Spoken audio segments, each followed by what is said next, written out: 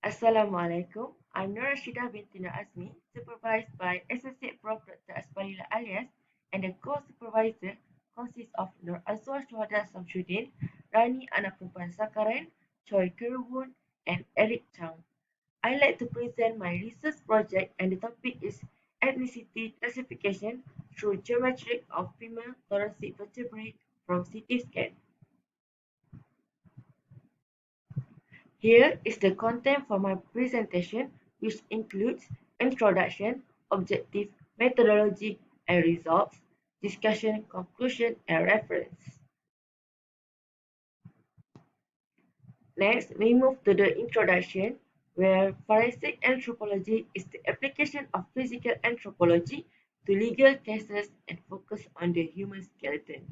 Forensic anthropologists can assess the age, sex, race, stature, and unique features of the remains. The application of geometric morphometrics in forensic anthropology can aid in the identification of human remains by providing a more accurate and precise method of analyzing skeletal features. And for the objective, I include the general objective and specific objective. For the general objective is to contribute to anthropological studies by providing insights into ethnic-related invertebrate morphology. And for the specific objective is to identify and compare the T12 sizes and shapes among the various Malay, Chinese, and Indian ethnic groups. For the methodology, there are two steps. Step 1 is to put 15 landmarks. Here is the video of how we put the landmarks. The purpose for these landmarks is to visualize and quantifying the shape variation across individuals or populations. Next is to comparative analysis, where landmarks facilitate the comparison of shapes among different individuals, populations, or species. Researchers can use geometric morphometrics to explore how shapes vary across groups. Step 2 in methodology is the analysis of size and shape in MorphoJ. The first one is the generalized Procrustes analysis (GPA). Next is principal component analysis (PCA). Then we do the canonical variate analysis (CVA). After that is discriminant function analysis (DFA). Lastly is identification, where the data that I use is between Chinese versus Malay, Indian versus Malay, and Chinese versus Indian. Generalized Procrustes analysis (GPA) is the raw landmark analysis that involves translating, rescaling, and rotating. As we can see here is the upper and lateral view of T12 vertebrae. Blue dots represent the mean landmark positions, while the black dots represent the landmark position for each 179 individuals in sample. Principal component analysis (PCA) is to determine the T12 vertebrae shape variation between different ethnicities. The first 10 principal components exhibit 54% variation in T12 vertebrae. The PCA bar chart shows the highest analysis is PC1, which is 11.8%, and PC10, which is 2.6%, is the lowest.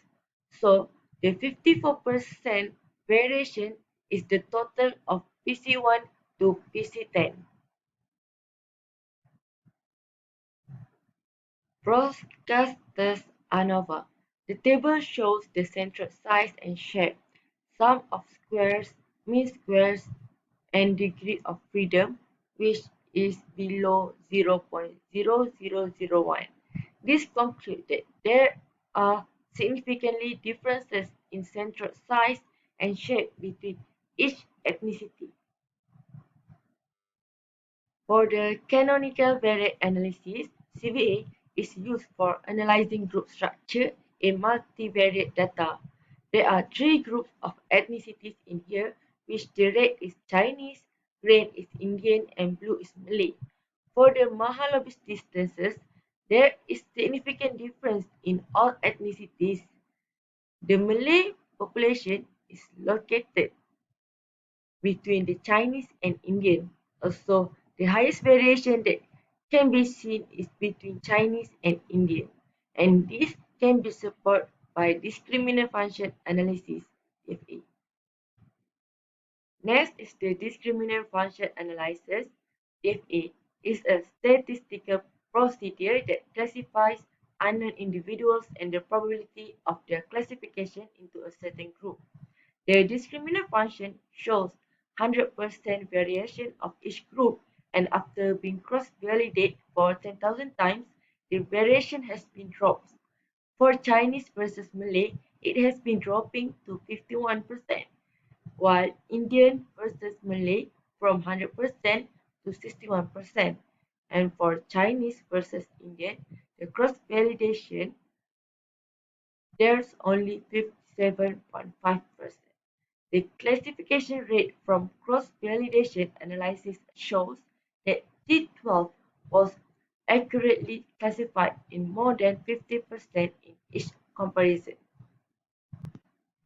For the discussion, the application of geometric morphometrics for ethnicity using thoracic vertebrae has proven to be a valuable tool in capturing intricate variations in shape and size.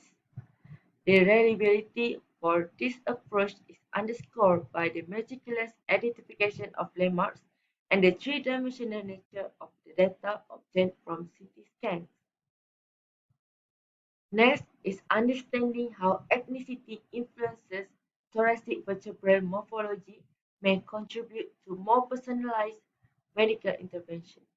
This information can be particularly valuable in cases where other forms of identification are limited or unavailable. In conclusion, 3D geometric morphometrics is a potential technique for examining the size and shape of thoracic vertebrae for estimating ethnicity in the population of Malaysia for forensic anthropology. As we can see here, this is the references that I've been collected for this presentation.